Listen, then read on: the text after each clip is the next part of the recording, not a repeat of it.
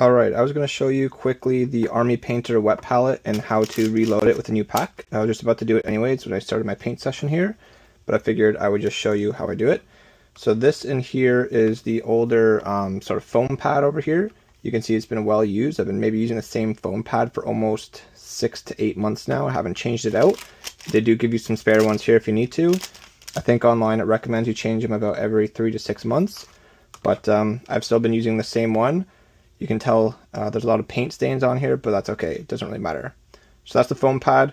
I'm going to show you real quick how much water I put in here just to get this ready for the wet palette pads right here for the replacements.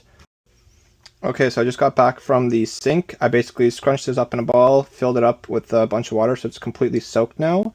So when you put it into the tray, you want to just basically even it out, make sure there's no crumbles on any corners. And you can see it's really saturated in water here. You don't want it to be pooling or puddling, you just want it to be extremely wet like that, and that should be good. And then when you get your pad, I'll show you the trick when you pop the pads in here to get this ready. So what happens is if you put this pad right in on top, it's going to sort of shrink and shrivel. So you want to put it on quickly. I like to hold down the edges like this, keep it all nice and flat as it sort of absorbs the water.